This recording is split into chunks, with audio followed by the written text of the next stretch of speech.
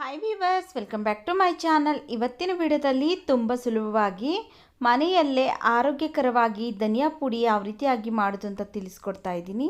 ನೋಡಿ, ಇಲ್ಲಿ ನಾನು 2 kg ಪೌಡರ್ನ ಮಾಡ್ಕೊಳ್ತಾ ಇದ್ದೀನಿ. ಆದ್ದರಿಂದ 2 kg ಧನಿಯಾನ ತಗೊಂಡು ಇದರಲ್ಲಿ ಕಸ ಕಡ್ಡಿ ಎಲ್ಲ ಇರುತ್ತೆ ನೋಡಿಕೊಂಡು ಕ್ಲೀನ್ ಮಾಡಿ ಆನಂತರ ಬಿಸಿಲಲ್ಲಿ ಒಂದು 4 ಗಂಟೆಗಳ ಕಾಲ ಒಣಗಿಸಿ ಇಟ್ಕೊಂಡಿದ್ದೀನಿ. ನೋಡಿ, ಈ ರೀತಿಯಾಗಿ 4 ಗಂಟೆ ಒಣಗಿಸಿ ಇಟ್ಕೋಬೇಕು. ಹಾಗೆಯೇ 1 ಇಡಿ ಆಗುವಷ್ಟು ಹಸಿ ಕರಿಬೇವಿನ ಸೊಪ್ಪನ್ನು ತಗೊಂಡಿದ್ದೀನಿ. ನೀವು ಬೇಕಿದ್ರೆ ಒಣಗಿರುವಂತಹ ಕರಿಬೇವಿನ ಸೊಪ್ಪನ್ನು ಸಹ ಹಾಕ್ಕೊಳ್ಬೋದು. ಹಾಗೆಯೇ ಇಲ್ಲಿ ಚಕ್ಕೆ ಮತ್ತು ಲವಂಗ 2 ಸೇರಿ 25 ಗ್ರಾಮ್ ಆಗುವಷ್ಟು ತಗೊಂಡಿದ್ದೀನಿ. ಹಾಗೆಯೇ ಇಲ್ಲಿ ಒಂದು 10 ರಿಂದ 11 ಅರಿಶಿಣ ಕೊಂಬನ್ನ ತಗೊಂಡಿದ್ದೀನಿ. ಇವಿಷ್ಟು ಬೇಕಾಗುತ್ತೆ. ಫಸ್ಟು ಒಂದು ಬಾಣಲಿ ಬಿಸಿಗಿಟ್ಟು ಸ್ಟೌವಿನ ಮೀಡಿಯಮ್ ಫ್ಲೇಮಲ್ಲಿ ಇಟ್ಕೊಂಡು ನಾವು ಎಷ್ಟು ಉರಿಯೋದಕ್ಕಾಗುತ್ತಲ್ಲ ಅಷ್ಟು ಧನಿಯಾ ಕಾಳನ್ನು ಹಾಕ್ಕೊಂಡು ಚೆನ್ನಾಗಿ ಹುರ್ಕೊಳ್ಬೇಕಾಗುತ್ತೆ. ಕೈ ಬಿಡದೆ ಇರೋ ಥರ ಚೆನ್ನಾಗಿ ಹುರ್ಕೊಳ್ಬೇಕು. ಒಂದು 3 ರಿಂದ 4 ನಿಮಿಷ ಚೆನ್ನಾಗಿ ಹುರ್ಕೊಳ್ಬೇಕು. ಇದು ಕೈಗೆ ಮುಟ್ಟಿದ್ರೆ ಬಿಸಿ ಅನಿಸ್ಬೇಕು, ಆದರೆ ಯಾವುದೇ ಕಾರಣಕ್ಕೂ ಸೀಬಾರ್ದು. ಒಳ್ಳೆ ಪರಿಮಳ ಬರೋದಕ್ಕೆ ಸ್ಟಾರ್ಟ್ ಆಗುತ್ತೆ. ಹಾಗೆಯೇ ತೋರಿಸ್ಕೊಡ್ತೀನಿ. ಕೈಯಲ್ಲಿ ಮುಟ್ಟಿದ್ರೆ ಬಿಸಿ ಅನಿಸ್ಬೇಕು, ಅಲ್ಲಿವರೆಗೂ ಹುರ್ಕೊಳ್ಬೇಕು. ನೋಡಿ, ಈ ರೀತಿಯಾಗಿ ಹುರ್ಕೊಂಡಿದ್ದೀನಿ. ಸ್ವಲ್ಪ ಬಣ್ಣ ಚೇಂಜ್ ಆಗಿದೆ. ನೋಡಿ, ಈ ರೀತಿಯಾಗಿ ಮುಟ್ಟಿದ್ರೆ ತುಂಬ ಬಿಸಿ ಅನಿಸ್ಬೇಕು. ಇಷ್ಟು ಹುರ್ಕೊಂಡ್ರೆ ಸಾಕಾಗುತ್ತೆ. ಇದನ್ನು ತೆಗೆದು ಉಳಿದಿರುವಂತಹ ಧನಿಯನ್ನು ಸಹ ನಾನು ಇದೇ ರೀತಿಯಾಗಿ ಹುರ್ಕೊಳ್ತೀನಿ. ತುಂಬ ಎಲ್ಲ ಹಾಕ್ಕೊಂಡು ಹುರ್ಕೊಳ್ಳೋದಕ್ಕೆ ಹೋಗ್ಬೇಡಿ. ನಿಮಗೆ ಎಷ್ಟು ಹುರಿಯೋದಕ್ಕಾಗುತ್ತಲ್ಲ ಅಷ್ಟು ಧನಿಯಾ ಹಾಕ್ಕೊಂಡು ಒಂದೊಂದು ಸರಿಗೆ ಹುರ್ಕೊಳ್ಬೇಕಾಗತ್ತೆ. ನಾನು ಇದೇ ರೀತಿಯಾಗಿ ಎಲ್ಲವನ್ನು ಸಹ ಹುರಿದು ಇಟ್ಕೊಂಡಿದ್ದೀನಿ. ಹಾಗೆಯೇ ಮತ್ತೆ ಅದೇ ಬಾಣಲಿ ಬಿಸಿಗಿರುತ್ತಲ್ಲ ಅದೇ ಬಾಣಲಿಗೆ ಸ್ಟೌವಿನ ಲೋ ಫ್ಲೇಮಲ್ಲಿ ಇಟ್ಕೊಂಡು ಚಕ್ಕೆ ಮತ್ತು ಲವಂಗನೂ ಸಹ ಸ್ವಲ್ಪ ಫ್ರೈ ಮಾಡ್ಕೊಳ್ತಾ ಇದ್ದೀನಿ. ಒಂದು 30 ಸೆಕೆಂಡ್ ಫ್ರೈ ಮಾಡಿಕೊಂಡ್ರೆ ಸಾಕು. ನೋಡಿ, ಈಗ ಇದು ರೆಡಿ ಆಗಿದೆ. ಆನಂತರ ಅದೇ ಬಾಣಲೆಗೆ ಸ್ಟೌವಿನ ಈಗ ಲೋ ಫ್ಲೇಮಲ್ಲಿ ಇಟ್ಕೊಂಡು ಹಸಿ ಕರಿಬೇವಿನ ಸೊಪ್ಪನ್ನು ಹುರ್ಕೊಳ್ಬೇಕಾಗತ್ತೆ. ಐ ಫ್ಲೇಮಲ್ಲೆಲ್ಲ ಇಟ್ಕೊಂಡು ಹುರ್ಕೊಳ್ಬೇಡಿ, ಯಾಕಂದರೆ ಹಸಿದಾಗಿರೋದ್ರಿಂದ ಕೆಲವೊಂದು ಕಡೆ ಬೇಯುತ್ತೆ, ಕೆಲವೊಂದು ಕಡೆ ಬೇಯೋದಿಲ್ಲ. ಅದರಿಂದ ನಾವು ಚೆನ್ನಾಗಿ ಈ ರೀತಿಯಾಗಿ ಗರಿಯಾಗಿ ಹುರ್ಕೊಳ್ಬೇಕು. ಸ್ಟೌವಿನ ಲೋ ಫ್ಲೇಮಲ್ಲೇ ಇಟ್ಕೊಂಡು ನೋಡಿ, ಈ ರೀತಿಯಾಗಿ ಗರಿಯಾಗಿ ಹುರ್ಕೊಂಡಿದ್ದೀನಿ. ಈಗ ಇದನ್ನು ಸಹ ತೆಗೆದುಕೊಳ್ತಾ ಇದ್ದೀನಿ. ಆನಂತರ ಅರಿಶಿಣ ಕೊಂಬನ್ನ ನಾನು ಈ ರೀತಿಯಾಗಿ ಕುಟ್ಬಿಟ್ಟು ಹಾಕ್ಕೊಳ್ತಾ ಇದ್ದೀನಿ. ಇದನ್ನು ಸಹ ನಾವು ಲೋ ಫ್ಲೇಮಲ್ಲೇ ಇಟ್ಕೊಂಡು ಒಂದು 30 ಸೆಕೆಂಡ್ ಫ್ರೈ ಮಾಡಿಕೊಂಡ್ರೆ ಸಾಕಾಗುತ್ತೆ. ನೋಡಿ, ಈ ರೀತಿಯಾಗಿ 30 ಸೆಕೆಂಡ್ ಆಗಿದೆ. ಇದನ್ನು ಸಹ ತೆಗೆದುಬಿಟ್ಟು ಇಟ್ಕೊಳ್ತೀನಿ. ನೋಡಿ, ಇಲ್ಲಿ ಧನಿಯನೆಲ್ಲ ಹುರಿದ್ಬಿಟ್ಟು ಇದೇ ಬಟ್ಲಿಗೆ ಹಾಕಿ ಇಟ್ಕೊಂಡಿದ್ದೀನಿ. ನೋಡಿ, ಧನಿಯಾ ಎಲ್ಲ ಕಪ್ಪಾಗಬಾರ್ದು, ಆ ರೀತಿಯಾಗಿ ಹುರ್ಕೊಳ್ಬೇಕು. ಈಗ ಇದಕ್ಕೆ ನಾವು ಹುರಿದಿಟ್ಕೊಂಡಿರುವಂತಹ ಚಕ್ಕೆ ಮತ್ತು ಲವಂಗ ಹಾಕ್ಕೊಳ್ತಾ ಇದ್ದೀನಿ. ಹಾಗೆಯೇ ಅರಿಶಿಣ ಕೊಂಬು, ಆನಂತರ ಈಗ ಹುರಿದಿಟ್ಕೊಂಡಿರುವಂತಹ ಕರಿಬೇವಿನ ಸೊಪ್ಪನ್ನು ಹಾಕ್ಕೊಂಡು ಇವಿಷ್ಟನ್ನು ಈಗ ನಾವು ಚೆನ್ನಾಗಿ ಮಿಕ್ಸ್ ಮಾಡಿಕೊಂಡು ಫ್ಲೋರ್ ಮಿಲ್ಲಲ್ಲಿ ಕೊಟ್ಟು ಪೌಡ್ರ್ ಮಾಡಿಸ್ಕೊಳ್ಬೇಕು. ಚಿಕ್ಕದಾಗಿ ಏನಾದರೂ ಮಾಡ್ಕೊಳ್ಳೋದ್ರಿದ್ದರೆ ಕಡಿಮೆ ಕ್ವಾಂಟಿಟಿಯಲ್ಲಿ ನಾವು ಮಿಕ್ಸಿ ಜಾರಲ್ಲಿ ಪೌಡ್ರ್ ಮಾಡ್ಕೊಳ್ಬೋದು. ಜಾಸ್ತಿ ಕ್ವಾಂಟಿಟಿ ಇರೋದ್ರಿಂದ ಫ್ಲೋರ್ ಮಿಲ್ಲಲ್ಲಿ ಕೊಟ್ಟು ನಾವು ಪೌಡ್ರ್ ಮಾಡ್ಕೊಳ್ಬೇಕಾಗತ್ತೆ. ನೀವು ಧನಿಯಾನ ಉರಿಯೋದಕ್ಕೆ ಮುಂಚೆನೇ ಬಿಸಿಲಲ್ಲಿ ಒಣಗಿಸಿಲ್ಲ ಅಂದರೆ ಹುರಿದಿದ್ದಾದಮೇಲೆ ಬೇಕಾದರೂ ಬಿಸಿಲಲ್ಲಿ ಚೆನ್ನಾಗಿ ಒಣಗಿಸ್ಬೋದು. ನೋಡಿ, ಈಗ ಇದನ್ನು ಪೌಡ್ರ್ ಮಾಡಿ ತೋರಿಸ್ತೀನಿ. ನೋಡಿ, ಫ್ಲೋರ್ ಮಿಲ್ಲಲ್ಲಿ ಕೊಟ್ಟು ಪೌಡ್ರ್ ಮಾಡಿ ಇಟ್ಕೊಂಡಿದ್ದೀನಿ. ಈಗ ಇದನ್ನು ನಾವು ಹಾಗೆಯೇ ಸ್ಟೋರ್ ಮಾಡ್ಕೊಳ್ಬಾರ್ದು. ಫಸ್ಟು ಜರಡಿ ಹಿಡಿದು ಆ ನಂತರ ನಾವು ಸ್ಟೋರ್ ಮಾಡ್ಕೊಳ್ಬೇಕಾಗತ್ತೆ.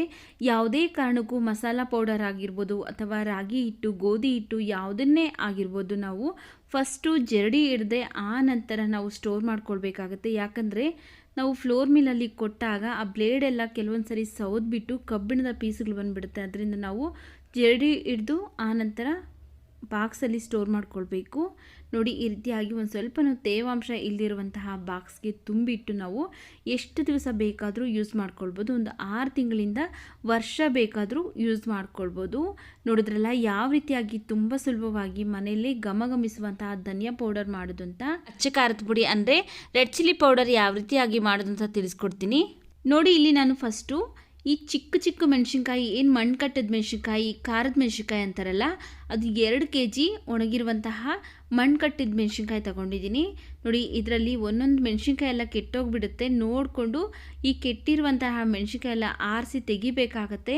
ಈ ಕೆಟ್ಟೋಗಿರುವಂತಹ ಮೆಣಸಿನ್ಕಾಯಿ ಹಾಕಿದ್ರೆ ಖಾರದ ಪುಡಿ ಬೇಗ ಕೆಟ್ಟೋಗ್ಬಿಡುತ್ತೆ. ಆದ್ದರಿಂದ ನಾವು ಈ ರೀತಿ ಕೆಟ್ಟೋಗಿರುವಂತಹ ಮೆಣಸಿನ್ಕಾಯಿನ ಮತ್ತು ಇದ್ರ ತೊಟ್ಟನ್ನೆಲ್ಲ ತೆಗೆದು ಸಪ್ರೇಟ್ ಮಾಡಿ ಇಟ್ಕೊಳ್ತೀನಿ. ನೋಡ್ಕೊಳ್ಳಿ, ಇದರಲ್ಲಿ ಕಸ ಕಡ್ಡಿ ಎಲ್ಲ ಜಾಸ್ತಿ ಇರುತ್ತೆ. ನೋಡಿಕೊಂಡು ಕ್ಲೀನ್ ಮಾಡ್ಕೊಳ್ಬೇಕಾಗತ್ತೆ.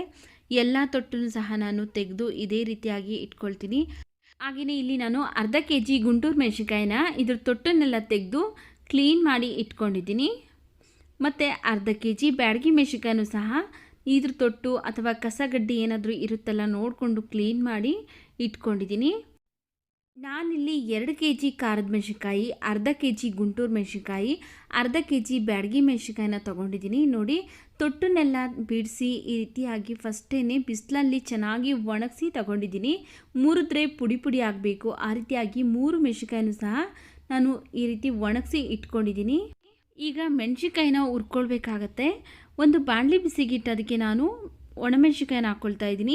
ಫಸ್ಟ್ ಇಲ್ಲಿ ಖಾರದ ಮೆಣಸಿನ್ಕಾಯಿನ ಹಾಕ್ಕೊಳ್ತಾ ಇದ್ದೀನಿ. ಖಾರದ ಮೆಣಸಿನ್ಕಾಯಿ ಉರಿಯೋದಕ್ಕೆ ನೋಡ್ಕೊಳ್ಳಿ, ನಿಮಗೆ ಎಷ್ಟಾಗುತ್ತಲ್ಲ ಒಂದು ಟೈಮ್ಗೆ ಅಷ್ಟು ಮೆಣಸಿನ್ಕಾಯಿನ ಹಾಕ್ಕೊಂಡು ಒಂದು ಸ್ವಲ್ಪ ಅಡುಗೆ ಎಣ್ಣೆನ ಹಾಕ್ಕೊಂಡು ಈ ರೀತಿ ಕೈ ಬಿಡದಿರೋ ಥರ ಚೆನ್ನಾಗಿ ಹುರ್ಕೊಳ್ಬೇಕು. ಸ್ಟವ್ನ ಮೀಡಿಯಮ್ ಫ್ಲೇಮಲ್ಲಿ ಇಟ್ಕೊಂಡು ಕೈ ಬಿಡದೇ ಇರೋ ಥರ ಚೆನ್ನಾಗಿ ಫ್ರೈ ಮಾಡ್ಕೊಳ್ಬೇಕು.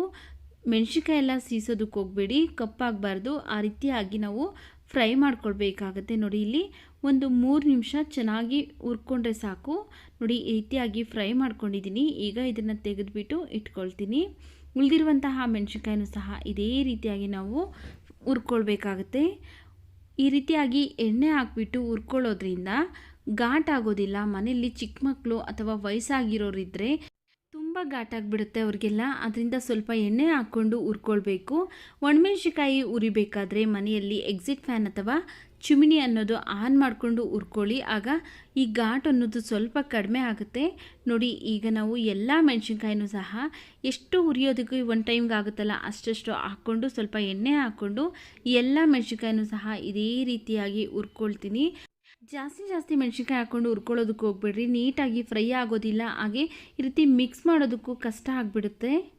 ಸ್ವಲ್ಪನೇ ಹಾಕ್ಕೊಂಡು ಹುರ್ಕೊಳ್ಳೋದ್ರಿಂದ ಎಲ್ಲ ಮೆಣಸಿನ್ಕಾಯಿನೂ ಸಹ ನೀಟಾಗಿ ಹುರ್ಕೊಳ್ಬೋದು. ನೋಡಿ, ಮೆಣಸಿನ್ಕಾಯಿ ಎಲ್ಲ ಹುರ್ಕೊಂಡು ನಾನು 3 ಮೆಣಸಿನ್ಕಾಯಿನೂ ಸಹ ಒಂದೇ ಬಟ್ಲಿಗೆ ಹಾಕ್ಕೊಂಡಿದ್ದೀನಿ. ನಾವು ಫಸ್ಟೇ ಆಲ್ರೆಡಿ ಬಿಸಿಲಲ್ಲಿ ಒಣಗಿಸಿದ್ದೀನಿ. ಈಗ ಬಿಸಿ ಇರೋದ್ರಿಂದ ಸ್ವಲ್ಪ ನಾರಾಗಿರುತ್ತೆ. ಬಿಸಿ ತಣ್ಣಗಾಗಿದ್ದ ತಕ್ಷಣ ಗರಿ ಆಗುತ್ತೆ. ನೀವೇನಾದರೂ ಫಸ್ಟೇ ಬಿಸಿಲಲ್ಲಿ ಒಣಗಿಸಿಲ್ಲ ಅಂದರೆ ಈ ಟೈಮಲ್ಲಿ ಹುರಿದಿದ್ದಾದಮೇಲೆ ಒಣಗಿಸ್ಬೋದು. ನೋಡಿ, ಇಲ್ಲಿ ನಾನು ಎಲ್ಲ ಮೆಣಸಿನ್ಕಾಯಿನೂ ಸಹ ಈ ರೀತಿ ಕುಟ್ಟಿ ಇಟ್ಕೊಂಡಿದ್ದೀನಿ. ಏನಕ್ಕಂದರೆ ನಮ್ಮನೆ ಹತ್ರ ಇರುವಂತಹ ಫ್ಲೋರ್ ಮಿಲ್ಲಲ್ಲಿ ಮೆಣಸಿನ್ಕಾಯಿ ತೊಗೊಂಡೋದ್ರೆ ಅವರು ಪೌಡ್ರ್ ಮಾಡಿ ಕೊಡೋದಿಲ್ಲ. ಅದರಿಂದ ಒಂದು ಚೀಲದಲ್ಲಿ ಹಾಕ್ಬಿಟ್ಟು ಈ ರೀತಿಯಾಗಿ ಅರ್ಧಂಬರ್ಧಂ ಕುಟ್ಬಿಟ್ಟು ತಗೊಂಡೋಗ್ಬೇಕು. ನೋಡಿ, ಈಗ ಫ್ಲೋರ್ ಮಿಲ್ಲಲ್ಲಿ ಕೊಟ್ಟು ಪೌಡ್ರ್ ಮಾಡಿಸ್ಕೊಂಬಂದಿದ್ದೀನಿ. ಈಗ ಇದನ್ನು ನಾವು ಹಾಗೆಯೇ ಸ್ಟೋರ್ ಮಾಡಿ ಇಟ್ಕೊಳ್ಬಾರ್ದು. ಫಸ್ಟು ಜರಡಿ ಹಿಡಿದು ಆನಂತರ ನಾವು ಸ್ಟೋರ್ ಮಾಡ್ಕೊಳ್ಬೇಕಾಗುತ್ತೆ. ಫ್ಲೋರ್ ಮಿಲ್ಲಲ್ಲಿ ನಾವು ಪೌಡ್ರ್ ಮಾಡಿಸ್ಕೊಂಬರ್ತೀರಲ್ಲ, ಅದರಲ್ಲಿ ಬ್ಲೇಡ್ಗಳೆಲ್ಲ ಕೆಲವೊಂದು ಸರಿ ಸೌದೋಗ್ಬಿಡುತ್ತೆ.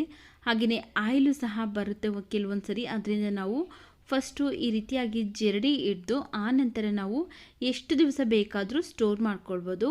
ನೋಡಿ, ಈ ರೀತಿಯಾಗಿ ಒಂದು ಸ್ವಲ್ಪನೂ ಸಹ ತೇವ ಇಲ್ಲದೆ ಇರುವಂತಹ ಪ್ಲಾಸ್ಟಿಕ್ ಅಥವಾ ಸ್ಟೀಲ್ ಬಾಕ್ಸಲ್ಲಿ ತುಂಬಿಟ್ಟು ನಾವು ಎಷ್ಟು ದಿವಸ ಬೇಕಾದರೂ ಅಷ್ಟು ದಿವಸ ರೆಡ್ ಚಿಲ್ಲಿ ಪೌಡರ್ ಅಥವಾ ಅಚ್ಚ ಖಾರದ ಪುಡಿನ ಸ್ಟೋರ್ ಮಾಡ್ಕೊಳ್ಬೋದು. ನೋಡಿ, ವಿಡಿಯೋ ಇಷ್ಟ ಆಗಿದ್ರೆ ವಿಡಿಯೋಗೊಂದು ಲೈಕ್ ಮಾಡಿ, ಈ ವಿಡಿಯೋವನ್ನು ಶೇರ್ ಮಾಡಿ, ನಮ್ಮ ಚಾನಲ್ಗೆ ಸಬ್ಸ್ಕ್ರೈಬ್ ಮಾಡಿ, ಸಪೋರ್ಟ್ ಮಾಡಿ.